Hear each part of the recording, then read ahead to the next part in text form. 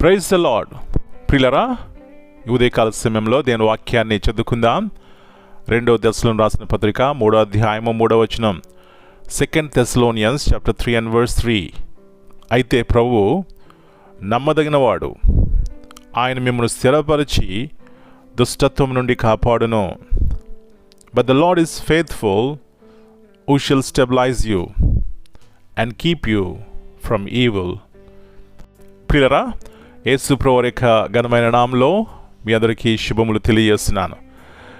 దేవుని యొక్క ఉన్నతమైన ఉద్దేశము నీ పట్ల నా పట్ల ఏమైనదంటే, ప్రియులరా, ఉదయం లేచిన తర్వాత సంతోషంతో సమాధానంతో మన జీవితాలు ఉండాలని, ఆ దినమంతా కూడా ఆశీర్వాదకరమైనటువంటి రోజుగా మనకు ఉండాలని ఆయనకు ఉద్దేశము. కాబట్టి ఆయన మనస్సును తెలుసుకోవాలంటే వాక్యమును ధ్యానించండి, ప్రార్థన చేసుకోండి, దైవ దీవెనలు ఆ దినమంతా పొందండి.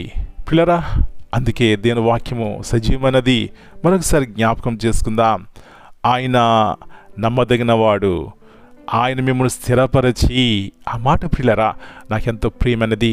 మనందరం ఆశపడతాం, నేను స్థిరముగా ఉండాలని, నా జీవితం స్థిరపరచబడాలి, మా కుటుంబం స్థిరపరచబడాలి.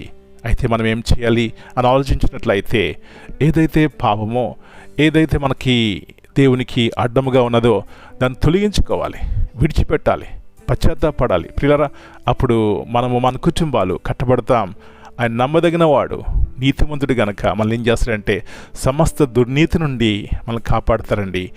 అలాంటి కృప దేవుడు మనకు అనుగ్రహించిన గాక. ప్రార్థన చేసుకుందాం. ప్రియా పరలోకపు తండ్రి, పరిశుద్ధమైన దేవా, సమస్త మానవాళిని రక్షించడానికి యేసు ప్రభువారు ఉన్నతమైనటువంటి సిలువలో చేసినటువంటి కార్యము ద్వారా నాకు మాకు రక్షణించిన దేవా, మీ పరిశుద్ధమైన శ్రేష్టమైన నామమును బట్టి మీకు వందనాలు చెల్లిస్తున్నాం. తిరిగి మరొకసారి మీ నమ్మకత్వాన్ని జ్ఞాపకం చేసుకుంటున్నాం. మీరెంతైనా నమ్మదగిన దేవుడు, మేమే అపనమ్మకస్తులము.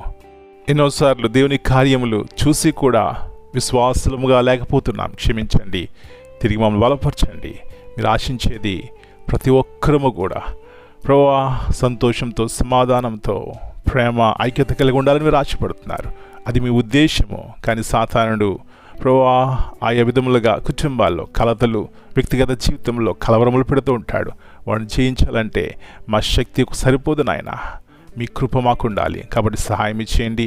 ఈ దినమంతా మీరు కింద భద్రపరచండి. మేము వేసే ప్రతి అడుగు, మేము మాట్లాడే ప్రతి మాట మీకు ఇష్టమైనదిగా ఉండి తద్వారా మేలు, ఆశీర్వాదం పొందుకోవడానికి సహాయం ఇచ్చేయండి. మరొకసారి బలహీనముగా వారిని జ్ఞాపకం చేసుకోండి నాయన, స్వస్థపరచండి. ఎవరైతే భయంతో ఉన్నారో జ్ఞాపకం చేసుకోండి. ఆయా రీతిలుగా కునిగి ఉన్నారో జ్ఞాపకం చేసుకోండి. మీరు మా తోడుగా ఉంటే, నీడగా ఉంటే మాకు ఎంత ధన్యత నాయన. అలాంటి ధన్యకరమైన జీవితము ఈ దినమంతా దయచేయమని మనం మీ చేతిగా అప్పగించుకుంటూ యేసయ్య అతి పరిశుద్ధమైన నామమును బట్టి ప్రార్థన చేస్తున్నాను తండ్రి. Amen. God bless you all.